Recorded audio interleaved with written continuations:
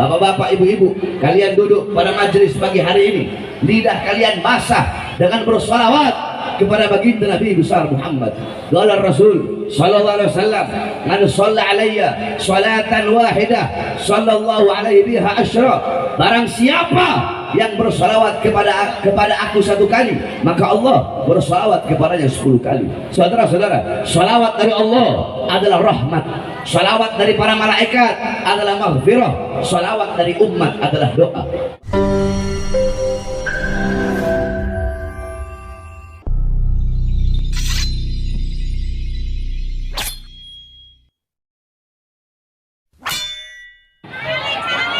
Assalamualaikum warahmatullahi wabarakatuh.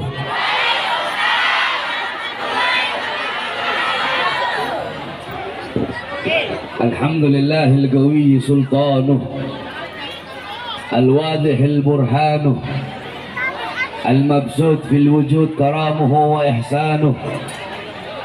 Allahumma salli wa sallim wa barik wa karrim wa azzim على نور الأنوار وسر الأسرار وترياك الأخيار ومفتاح باب اليسر سيدنا ومولانا محمد المختار وآله الأطهار وأصحابه الأخيار عدد نعم الله وإفضاله. أما بعد. Yang saya cintai, yang saya muliakan, para alim ulama, para habaib, para kiai, para asatid, para tokoh masyarakat, para aparat pemerintah, wabil khusus pimpinan pondok pesantren An-Nuriyatus Salam, Al-Ustadz Endang, beserta seluruh keluarga besar pondok pesantrennya, seluruh murid-muridnya yang saya cintai, yang saya muliakan, segenap panitia peringatan Maulid Nabi besar Muhammad, sekaligus milad pondok pesantren An-Nuriyatus Salam yang ke-27, beserta seluruh hadirin hadirat, bapak-bapak, ibu-ibu, khususnya para pemuda-pemudi umat baginda Nabi besar Muhammad yang selalu dimuliakan oleh Allah Subhanahu wa taala. Saudara-saudara, sebelum saya mulai, saya harapkan kepada seluruh hadirin, khususnya ibu-ibu, tolong jangan ada yang ribut. Kalau ibu-ibu ribut, saya pulang sekarang. Tolong jangan ribut, saya tidak akan lama karena saya dalam keadaan tidak sehat. Saya hanya akan menyampaikan sedikit saja. Jadi tolong pasang kedua telinga, pasang hati, dan dengarkan sedikit nasihat yang akan saya sampaikan, walaupun sedikit, insya Allah bermanfaat. Bapak-bapak, ibu-ibu sekalian yang dimuliakan oleh Allah Subhanahu wa taala, kita duduk pada pagi hari yang mulia ini, kita duduk di majelis yang penuh dengan kemuliaan, yang penuh dengan keutamaan. Saudara-saudara, majelis seperti ini, perkumpulan kita pada pagi hari yang mulia ini, inilah majelis-majelis dan perkumpulan peninggalan baginda Nabi besar Muhammad. Ibu-ibu jikalau ingin lihat, bapak-bapak, ibu-ibu pengen lihat seperti apa perkumpulan baginda Nabi besar Muhammad, maka perkumpulan Nabi Muhammad seperti berkumpulnya kita duduk di majelis ini. Sebab Nabi Muhammad SAW, beliau tidak mewariskan harta, pangkat, jabatan, tahta, kekuasaan, dinar, dirham.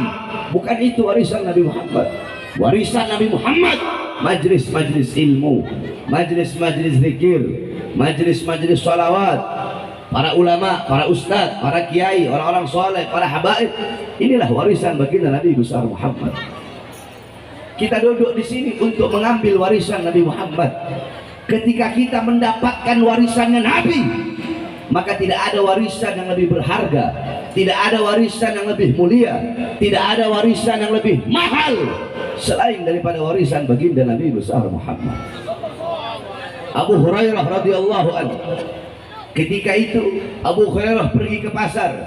Abu Hurairah berkata, wahai orang-orang pasar, di masjid sedang dibagi-bagikan warisan Nabi Muhammad. Orang-orang yang ada di pasar yang berdagang menutup dagangannya, berhenti berdagang. Yang punya toko menutup tokonya. Mereka datang berbondong-bondong pergi ke pasar, saudara-saudara. Ketika apa? Mereka orang-orang pasar datang berbondong-bondong pergi ke masjid. Ketika mereka sampai di masjid, mereka berkata, wahai Abu Hurairah, mana katamu sedang dibagi-bagikan warisannya Nabi? Kami tidak melihat dibagikan pakaiannya Nabi.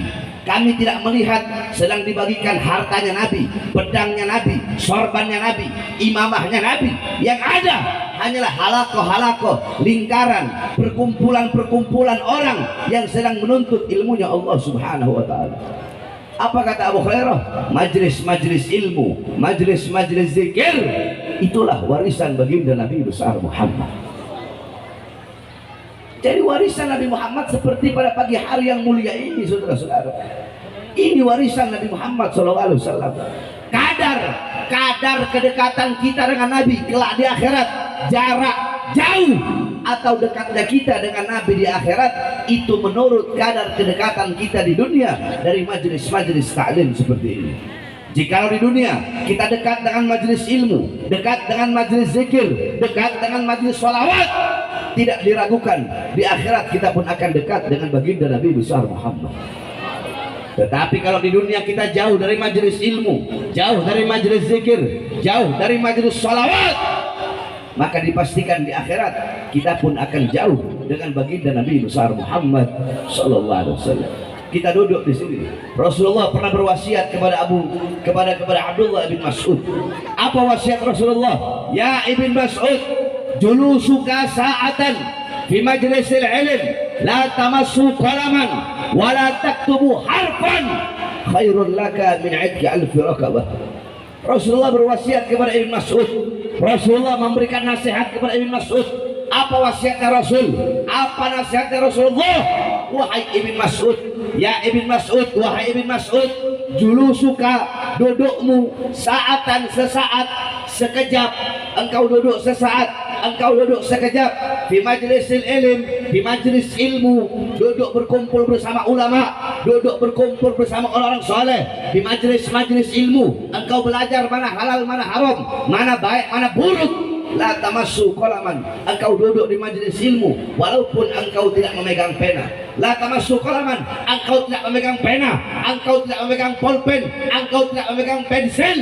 Wala taktubu harfan, engkau tidak menulis walaupun satu huruf. Cuma duduk di majelis ilmu, tidak megang pena, tidak menulis walaupun satu huruf.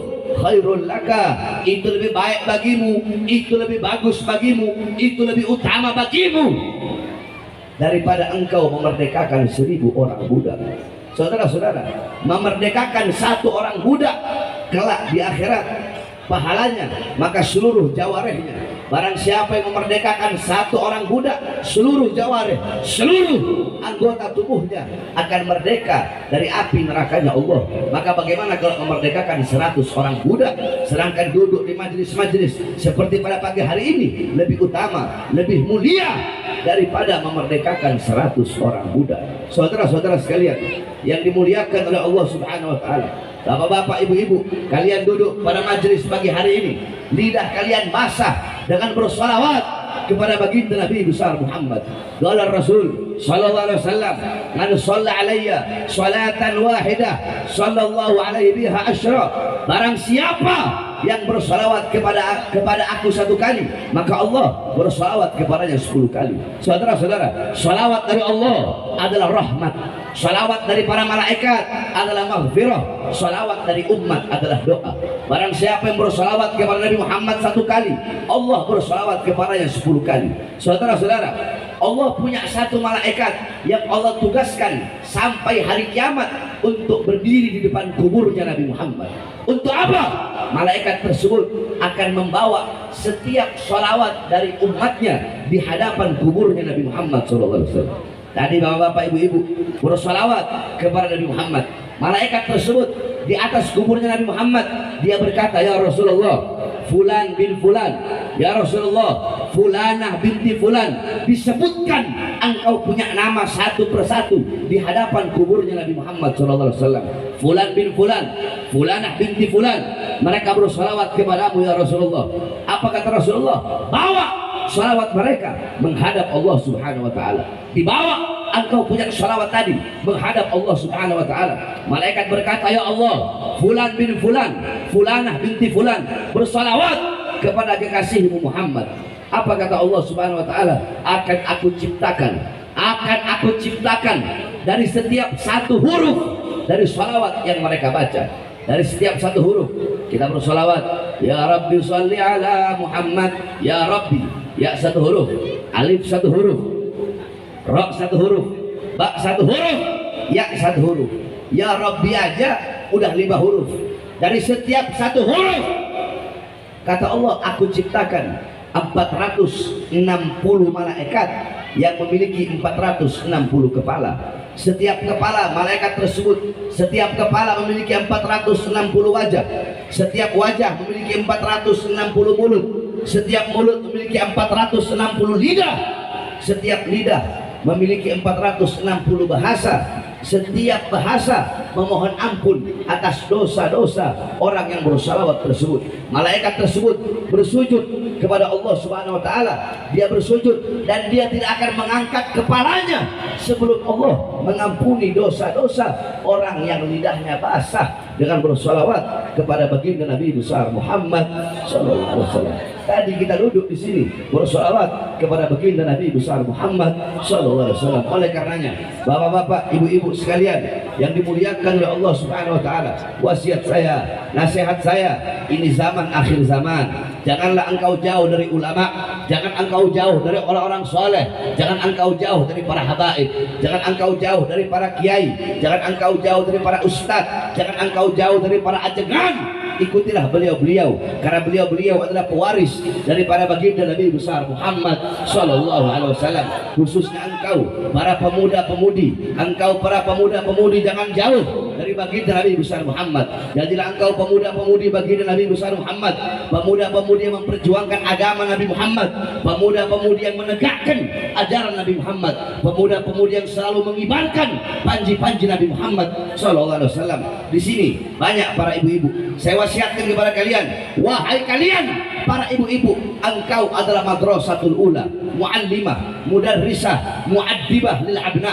Kalian adalah madrasah pertama, guru pertama, ustadz pertama, kiai pertama, pondok pesantren pertama, sekolah pertama bagi putra putri kalian adalah kalian sebagai seorang ibu. Bukankah dalam Al-Quran Allah berfirman, nisa'ukum harsul lakum, wanita-wanita kalian adalah ladang bagi kalian. Kami laki-laki yang bercocok tanam, kalian para perempuan adalah ladangnya. Jikalau para laki-laki bercocok tanam di ladang yang baik, maka hasilnya bakal baik. Tetapi kalau laki-laki bercocok tanam di ladang yang rusak, di ladang yang kering kerontang, maka hasilnya pun bakal rusak. Ibu-ibu, kalian adalah guru pertama. Baik buruknya anak tergantung daripada ibunya. Kalau ibunya solehah, alimah, abidah, zahidah, wari'ah, maka anak-anaknya akan menjadi anak-anak yang soleh dan soleha, alim dan alimah, abid dan abidah. Ibu-ibu sekalian, coba engkau lihat Hadramut. Hadramut melahirkan para ulama, Hadramut melahirkan para aulia, Hadramut melahirkan orang-orang soleh. Wali Songo yang datang bawa Islam ke Indonesia, itu para wali Songo berasal dari Hadramut. Kenapa? Hadramut melahirkan para ulama, Hadramut melahirkan para aulia. Karena itu Hadramut, karena Hadramut, perkara-perkara Hadramut melahirkan ulama, melahirkan aulia, itu tidak bisa dilepaskan daripada kepribadian wanita-wanita yang ada di sana. Ibu-ibu mau tahu bagaimana perempuan-perempuan yang ada di Hadramut, wanita-wanita yang ada di Hadramut, seumur hidup mereka keluar rumah cuma 3 kali, ibu-ibu. Seumur hidup keluar rumah cuma 3 kali. Pertama, ketika mereka masih kecil, keluar bersama bapaknya. Kedua, ketika mereka menikah, keluar dari rumah orang tuanya menuju rumah suaminya. Ketiga, ketika mereka mati, keluar dari rumahnya menuju diantar ke kuburnya. Perempuan-perempuan di Hadramut melahirkan para ulama. Anak-anak kecil di Hadramut umur 7 tahun hafal Quran, umur 9 tahun hafal Minhajut Talibin Al-Imam An-Nawawi. Bahkan para pedagang-pedagang yang di Hadramut, yang jualan ikan, yang jualan gandum, yang jualan roti di pasar-pasar, seluruh pedagang yang ada di pasar, mereka nggak boleh dagang kalau belum hatam 3 kali kitab Minhaj Al-Imam An-Nawawi. Pertanyaannya, kenapa bisa begitu luar biasa anak-anak yang ada di Hadramut? Itu tidak terlepas dari kepribadian ibunya. Ibu mau tahu, dulu di Hadramut ada seorang wanita, Syekhah Al-Amudi. Wanita tersebut pernah mensyarahkan kitab Minhaj Al-Imam An-Nawawi. Ketika beliau mensyarahkan kitab Minhaj, di akhir syarahnya beliau memberikan ta'liq, memberikan komentar yang isinya, tolong dikasih maaf, tolong dikasih uzur kalau ada kata-kata yang salah, karena aku mensyarahkan ini kitab dalam keadaan menyusui anak-anakku. Coba ibu-ibu lihat, perempuan di Hadramut, mereka lagi nyusuin anak sambil mensyarahkan kitab Minhaj. Gak heran anak-anaknya umur 7 tahun sudah hatam kitab Minhaj. Kalian para ibu-ibu adalah madrasah, guru pertama. Baik buruknya anak tergantung daripada ibunya. Banyak ibu-ibu zaman sekarang, kalian tahu di mana letak kompor kalian, kalian tahu di mana letak dapur kalian, di mana letak kasur kalian, kalian tahu di mana letak alat make up kalian, di mana letak dompet kalian, tapi kalian tidak tahu di mana letak anak-anak perempuan kalian ketika malam. Saya tanya semua ibu-ibu yang ada di sini, emas, permata, uang kalian, apakah kalian taruh di dalam lemari atau kalian taruh di luar rumah? Ibu-ibu jawab yang keras. Di lemari, dikunci rapat-rapat, dikunci rapat-rapat. Kenapa taruh dalam lemari? Takut hilang, takut diambil orang, takut dicolong orang, takut dicuri orang.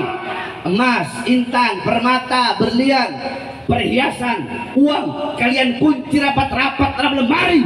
Kenapa anak perempuan kalian umbar seperti binatang? Apakah emas lebih berharga daripada anak perempuan kalian? Apakah intan permata lebih berharga daripada anak-anak perempuan kalian? Saudara-saudara sekalian yang dimuliakan oleh Allah Subhanahu wa taala, kalian sebagai seorang ibu, kalian biarkan anak perempuan kalian membuka aurat, kalian biarkan anak perempuan kalian terancam, kalian biarkan anak perempuan kalian pacaran.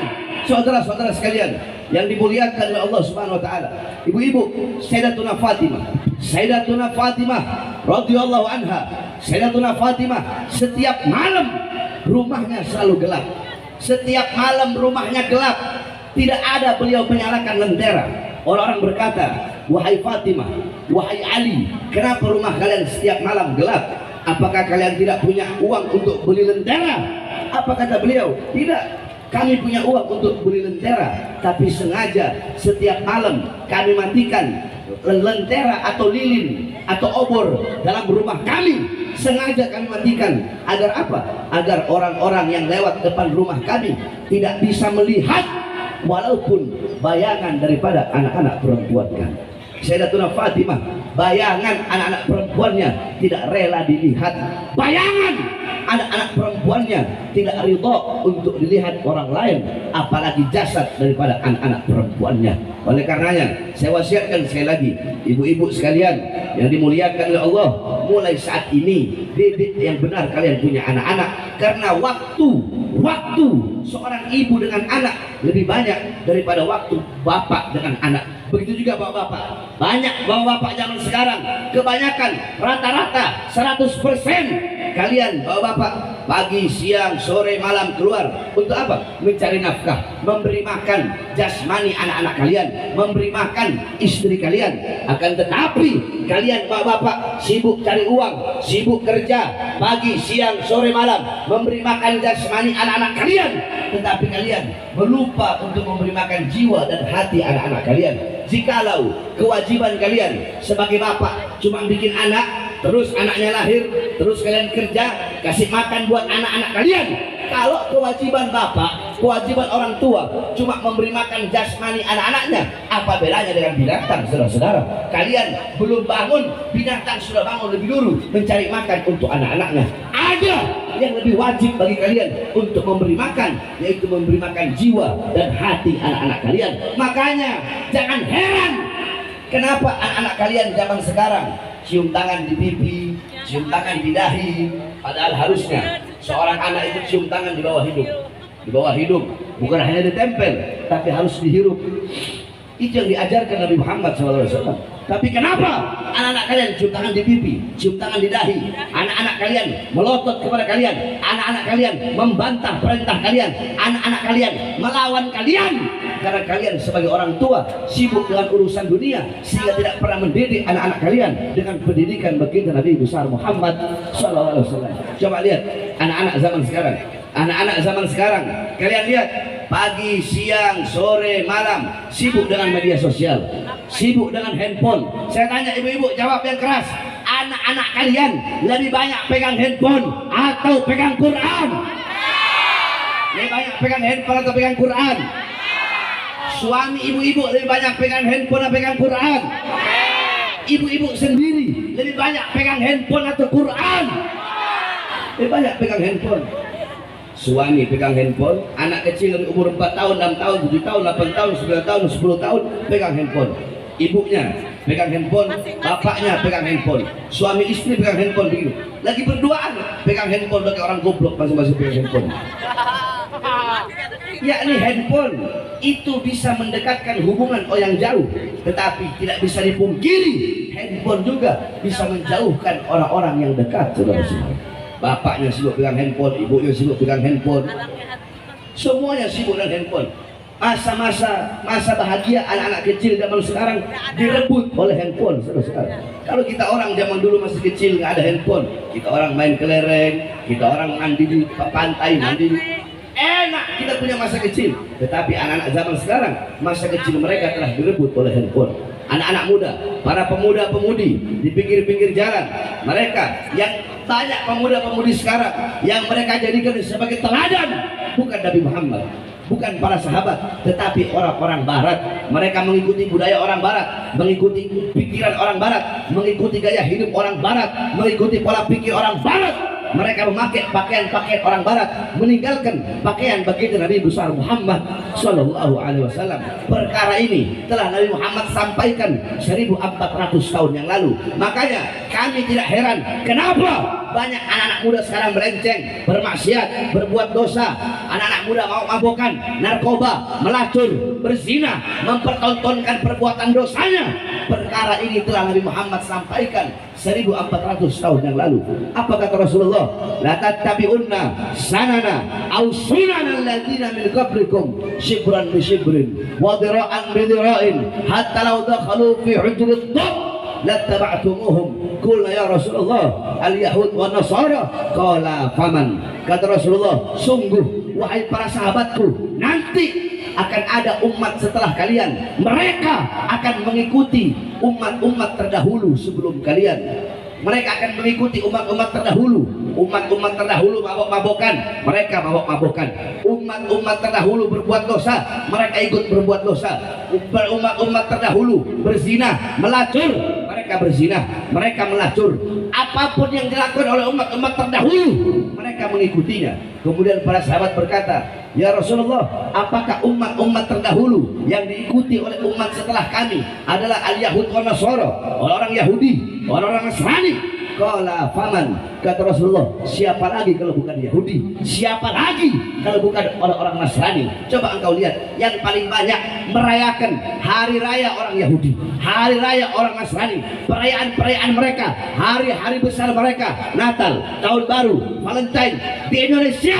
Di Indonesia yang paling banyak merayakan bukan orang Kristen, bukan orang Buddha, bukan orang Hindu. Yang paling banyak merayakan abnaul muslimin, putra-putri Islam kita yang paling banyak merayakan, yang paling banyak mabok-mabokan, yang paling banyak berzina, yang paling banyak melacur. Bukan orang-orang kafir, bukan Kristen, bukan Buddha, bukan Hindu, tetapi abnaul muslimin, putra-putri Islam kita yang paling banyak rusak karena kita sebagai orang tua lalai dalam mendidik anak-anak kita dengan pendidikan baginda Nabi besar Muhammad SAW. Mereka mengikuti budaya orang barat, orang-orang barat homo, anak-anak kita ikuti. Mereka ikuti homo, orang-orang barat lesbi, mereka ikuti lesbi. Saudara-saudara, saya mendengar kabar di Garut udah ada sekitar 10.000 lebih LGBT yang ada di Garut, saudara-saudara. Kenapa? Garut banyak pondok-pondok pesantren, Garut banyak masjid, Garut banyak ulama, Garut banyak para kiai.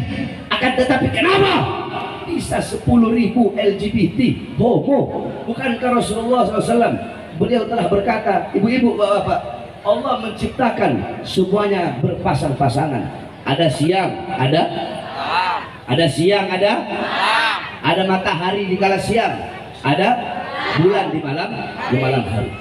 Kemudian ada lautan, ada daratan. Nah, ada laki-laki, ada perempuan. Allah ciptakan Adam dan Hawa, bukan Adam sama Asep, bukan. Allah ciptakan Adam untuk Hawa, dan Allah ciptakan Hawa untuk Adam, bukan Adam sama Asep, saudara-saudara. Makanya Rasulullah melaknat perbuatan tersebut. Apa kata Rasulullah? La'anallah man amila amala qauma Lut thalatha marrah. Sungguh Allah melaknat 3 kali laknat bagi orang-orang yang melakukan perbuatan kaum Nabi Allah Lut, saudara-saudara. Sampai-sampai dalam hadis Rasulullah sangat tegas. Apa kata Rasulullah? Kata Rasulullah, man wajadtumuhu, barang siapa yang menemukan mereka, siapa mereka? Ya'malu amala qaumi Lut faqtulu al-fa'il wal maf'ul bih. Barang siapa yang menemukan mereka, orang-orang yang melakukan perbuatan kaum Nabi Allah Lut, yakni homo, yakni lesbi, faqtulu, kata Rasulullah, maka bunuhlah al-fa'il wal maf'ul bih, orang yang memasuki dan orang yang dimasuki. Saking begitu keras Rasulullah terhadap LGBT. Oleh karenanya saudara-saudara sekalian yang dimuliakan oleh Allah, makanya banyak Allah berikan bencana, banyak Allah berikan musibah kepada bangsa kita, kepada negeri yang kita cintai. Kenapa? Karena terlalu banyak perbuatan dosa dan perbuatan maksiat yang kita lakukan di muka buminya Allah Subhanahu wa taala. Makanya kalau ada bencana, kalau ada musibah, gempa bumi di Cianjur, tsunami di Aceh, kemudian tanah longsor, tsunami di Palu, kebakaran dan lain-lainnya, kalau ada bencana, kalau ada musibah, jangan engkau bertanya kepada Allah. Bukankah Allah berfirman, ma asabakum min musibatin fabima kasabat aydikum, apa-apa yang menimpa kalian daripada musibah, daripada gempa bumi, daripada tsunami, daripada tanah longsor, seluruh musibah yang menimpa kalian itu akibat perbuatan tangan kalian. Makanya kalau ada gempa bumi, kalau ada tsunami, kalau ada musibah, kalau ada bencana, jangan bertanya kepada Allah, ya Allah, kenapa kau kasih gempa bumi? Ya Allah, kenapa kau kasih bencana, kau kasih tsunami? Kenapa air laut engkau tumpahkan ke muka bumi? Ya Allah, ya Allah, kenapa bumi engkau goyang? Jangan bertanya kepada Allah, tapi tanyakan kepada diri kita masing-masing. Tanyakan kepada orang tua kita, tanyakan kepada putra-putri kita, tanyakan kepada para guru-guru agama, tanyakan kepada para ustadz, tanyakan kepada para kiai, tanyakan kepada para habaib, tanyakan kepada para ulama-ulama, tanyakan kepada takmir-takmir masjid, tanyakan kepada pendiri-pendiri dan pemimpin pondok-pondok pesantren, tanyakan kepada para pemimpin-pemimpin majelis taklim, tanyakan juga kepada para pejabat, kepada para pemerintah, tanyakan kepada RT, RW, lurah, camat, bupati, wali kota, menteri, presiden, tanyakan kepada para ulama, tanyakan kepada para pejabat, para pemerintah, perbuatan dosa apa, perbuatan maksiat apa, perbuatan dosa apa, perbuatan maksiat apa yang mereka lakukan sehingga mengundang bencana dari Allah bagi bangsa, negara, dan rakyat Indonesia, saudara-saudara. Tanyakan kepada para ulamanya, para ustadznya, para kiainya, para habibnya. Tanya sama para ulama, maksiat apa yang mereka lakukan, ketaatan apa yang mereka tinggalkan. Tanyakan kepada para ulama, kenapa ulamanya jadi ulama-ulama penjilat, kenapa ulamanya jadi ulama-ulama penjilat pejabat, jadi ulama penjilat pemerintah. Kenapa ulama-ulamanya menghalalkan yang haram, mengharamkan yang halal? Kenapa para ulama-ulamanya menjual ayat-ayat Allah demi kepentingan perutnya? Kenapa para ulama-ulamanya menukar kehidupan akhiratnya demi kehidupan dunianya? Kenapa para ulama-ulama menjadi kera-kera bersorban? Tanyakan kepada para pejabat, tanyakan kepada para mereka, para pemerintah, tanyakan berapa banyak maksiat yang mereka lakukan. Berapa banyak harta rakyat yang mereka korupsi? Berapa banyak uang rakyat yang mereka curi? Kenapa keadilan tidak mereka tegakkan? sehingga perkara itulah yang mengundang bencana dan musibah dari Allah bagi seluruh bangsa dan rakyat Indonesia. Oleh karenanya saudara-saudara, saya wasiatkan kepada kalian para pemuda-pemudi Islam, tegakkan kebenaran, tegakkan keadilan, jangan pernah tunduk kepada kezaliman, jangan pernah tunduk kepada kemungkaran, jangan pernah tunduk kepada kemaksiatan, jangan pernah tunduk kepada ketidakadilan.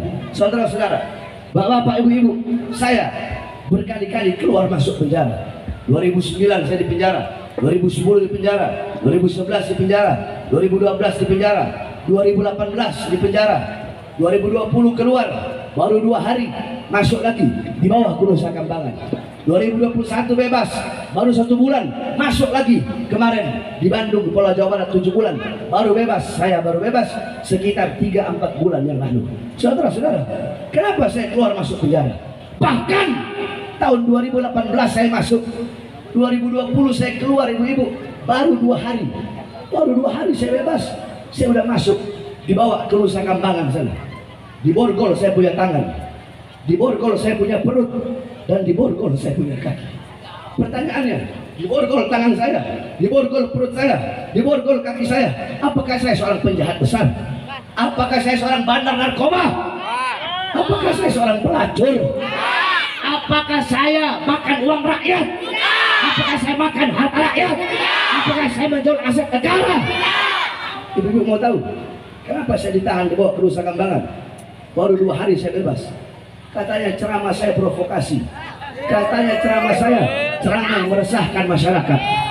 Pertanyaannya, apa isi ceramah saya yang katanya meresahkan masyarakat? Pertanyaannya, apa isi ceramah saya yang katanya memprovokasi? Ibu-ibu mau tahu apa isi ceramah saya yang menyebabkan saya 2 hari bebas langsung ditahan lagi? Saya sampaikan kepada kalian apa isi ceramah saya. Saya baru bebas siang saya bebas, habis maghrib langsung saya ceramah. Padahal saya tahu kalau saya ceramah risikonya saya bakal ditahan lagi, saya bakal dipenjara. Tetapi saya telan itu risiko mentah-mentah, saudara-saudara. Apa isi ceramah saya? Waktu itu lagi awal-awal corona, awal-awal covid, semua lagi PSBB. Ketika itu saya ceramah, saya pegang mic di hadapan puluhan ribu umat. Apa yang saya sampaikan? Saya sampaikan, wahai presiden, wahai pejabat, wahai aparat, wahai pemerintah, kenapa rakyat dan masyarakat kalian kurung dalam rumah, tidak boleh keluar, tetapi tidak kalian beri mereka makan, tidak kalian beri mereka minum, tidak kalian butuhi kebutuhan pokok mereka? Wahai para pemerintah, wahai para pejabat, mal-mal besar, perusahaan-perusahaan besar milik asing tetap buka di masa pandemi corona, tetapi warung-warung kecil milik pribumi, kenapa kalian tutup? Wahai para pejabat, wahai para aparat, wahai pemerintah, berapa banyak anak-anak muda Indonesia, berapa banyak masyarakat dan rakyat Indonesia pengangguran, tidak punya kerjaan, tetapi tenaga kerja terus kalian kirim dari Cina ke daerah Sulawesi Tenggara. Saudara-saudara, itu ceramah dianggap memprovokasi, itu ceramah dianggap meresahkan. Saya tanya, masuk akal apa tidak ceramah itu? Ceramah itu dianggap meresahkan, masuk akal tidak? Saya tanya, di sini masyarakat semua, masyarakat kan, rakyat kan? Saya tanya, wahai masyarakat yang ada di sini, wahai rakyat yang ada di sini, ceramah tadi saya itu siapa yang saya bela? Diri saya atau rakyat? Siapa yang saya bela? Siapa yang saya bela? Siapa yang saya bela? Yang saya bela rakyat yang susah, rakyat yang menderita, rakyat yang kelaparan, rakyat yang menderita. Saudara-saudara, saya Wah, Harvey Smith bersumpah demi Allah, di penjara hanyalah risiko yang kecil. Jangankan di penjara, saudara-saudara, jangankan diborgol tangan saya, perut saya, kaki saya, demi bangsa, demi agama, demi rakyat Indonesia. Jangankan hanya di penjara, nyawa saya, jiwa saya, darah saya murah harganya untuk tumpah, saudara-saudara. Saya tidak akan pernah kapok, saya tidak akan pernah capek, saya tidak akan pernah lelah untuk menyampaikan kebenaran dan menegakkan keadilan. Walaupun lidah saya harus dipotong, walaupun saya harus diracun, walaupun saya harus mati terbunuh, tidak ada masalah saudara-saudara. Kami para habaib, kami para anak cucu Rasulullah, jiwa kami adalah jiwa pejuang. Dalam tubuh kami mengalir darah-darah kesucian, darah-darah para pejuang, darah-darah pemberani mengalir dalam tubuh kami. Kakek-kakek kami sudah biasa dibunuh, saudara-saudara. Kami punya kakek Sayyidina Ali bin Abi Thalib, beliau mati dibunuh, ditikam dari belakang ketika beliau sedang sholat, wafat terbunuh. Kami punya kakek Sayyidina Hasan, mati diracun sampai isi perutnya keluar dari mulutnya. Kami punya kakek Sayyidina Husain, dipenggal kepalanya, terpisah kepala dengan jasadnya. Kenapa beliau mati? Kenapa kakek-kakek kami dibunuh? Karena beliau yang berada di barisan paling depan untuk melawan kezaliman para pemerintah, saudara-saudara. Nah, darah-darah beliau mengalir di dalam tubuh kami sehingga kami tidak akan pernah mundur walaupun satu langkah. Saudara-saudara, saya Bahri bin Smith, saya sampaikan kepada mereka, para pengkhianat bangsa. Hei kalian, para pengkhianat bangsa, kalian yang suka menyengsarakan rakyat, yang suka menyusahkan rakyat, kalian bisa memenjarakan jasad saya, kalian bisa memborgol tangan saya, memborgol perut saya, memborgol kaki saya, kalian bisa memisahkan saya dengan keluarga, anak, istri dan murid-murid saya, kalian bisa memenjarakan kedua mata saya daripada melihat dunia luar. Demi Allah, kalian bisa penjarakan jasad saya, kalian bisa penjarakan badan saya, tetapi suara-suara kebenaran, suara-suara keadilan yang saya sampaikan demi Allah tidak akan pernah bisa kalian bungkam dan kalian padamkan serta kalian penjarakan sampai akhir zaman. Oleh karenanya kalian para pemuda-pemudi Islam, kalian adalah penerus bangsa, kalian adalah generasi-generasi ke depan. Baik buruknya bangsa, selamat atau tidaknya negara ke depan berada di tangan kalian, wahai para pemuda-pemudi Islam. Maka jadilah kalian pemuda-pemudi yang berani. Ini pondok pesantren, kalian para santri adalah benteng Ahlus Sunnah wal Jamaah. Para santri-santri salaf adalah benteng akidah, benteng Asy'ari Maturidi, benteng mazhab Syafi'i. Kalian para santri-santri salaf, kalian adalah benteng NKRI, kalian adalah benteng bangsa, benteng merah putih, benteng Pancasila, benteng rakyat Indonesia. Oleh karenanya kalian para santri-santri salaf tidak boleh memiliki mental tempe, tidak boleh memiliki mental kerupuk yang kena air langsung melempem. Kalian harus punya mental baja. Jangan pernah tunduk kepada kezaliman, dari manapun datangnya kezaliman itu. Teruslah berjuang walaupun kalian dihina, dicaci, dimaki, dimusuhi, diasingkan. Orang-orang yang mencaci, yang memaki, yang memusuhi, jangan kalian jadikan mereka sebagai air yang memadamkan semangat kalian, wahai para santri-santri. Tetapi mereka yang menghinamu, yang mencacimu, yang memakimu, yang meremehkanmu, jadikan mereka sebagai bara api yang menambah semangatmu untuk berjuang, memperjuangkan agama, bangsa, negara, dan rakyat Indonesia. Sampaikan kepada mereka, orang-orang yang mengkhianati bangsa, yang mengkhianati rakyat, kami para santri-santri salaf, kami para santri-santri yang berada di kobong-kobong bambu, dan Allah kami bersumpah selama darah kami masih merah, tulang kami masih putih, merah putih, maka selama itu kami para santri-santri yang pakai sarung akan berada di barisan paling depan, rela hancur, rela binasa demi bangsa dan rakyat Indonesia. Saya tanya kalau bapak, ibu-ibu, pemuda, pemudi, khususnya para santri-santri, siap hancur demi Islam, siap binasa demi Indonesia, siap mati di merah putih. Allahu Akbar, Allahu Akbar. Indonesia merdeka, merdeka, merdeka. Allahu Akbar. Terakhir saya tanya ibu-ibu, kalau di Garut masih terus ada LGBT, homo, lesbi, rela atau tidak? Rela atau tidak? Ridho atau tidak? Kalau di kampung kalian ada homo, ada gay, ada LGBT, ada lesbi, usir atau biarkan? Usir atau biarkan? Usir atau biarkan? Usir, saudara. Jangan sampai hanya karena congor-congor yang lesbian, jangan sampai hanya beberapa ekor orang yang homo, yang lesbi, gara-gara mereka mengundang balak dan bencana, sehingga kalau bencana turun bukan hanya mereka yang kena, semua bayi-bayi yang tidak berdosa juga ikut kena. Betul? Orang tua yang tidak berdosa juga ikut kena. Betul? Oleh karena ketika saya mendengar di Garut banyak LGBT, banyak homo, banyak lesbi, maka saya harus menyampaikan ini. Mudah-mudahan Garut Allah selamatkan, mudah-mudahan Garut Allah berikan keamanan, Allah berikan ketentraman, Allah berikan kesejahteraan, khususnya bapak-bapak, ibu masyarakat yang hadir di sini. Mudah-mudahan tidak keluar di majelis kecuali Allah ampun dosa-dosa kalian, dosa-dosa yang telah lalu, dosa-dosa yang akan datang. Allah rahmati kalian, Allah berikan kasih sayang kepada kalian. Kalian punya harta, Allah perbanyak. Kalian punya rezeki, Allah perluas. Allah permudah urusan-urusan kalian, urusan dunia, urusan akhirat. Anak-anak kalian Allah jadikan anak-anak yang soleh dan solehah, yang alim dan alimah, yang ahli ibadah, yang ahli taat, yang patuh, yang tunduk kepada Allah, sehingga anak-anak kalian bisa menjadi sebab kelak akan menggandeng, menyeret kalian, membawa kalian menuju surga Allah Subhanahu wa taala. Amin amin ya rabbal alamin. Rabbi fanfa'i barakatihim wa hdil husna bi hurmatihim wa aminna fi tariqatihim wa mu'afati minal fitani.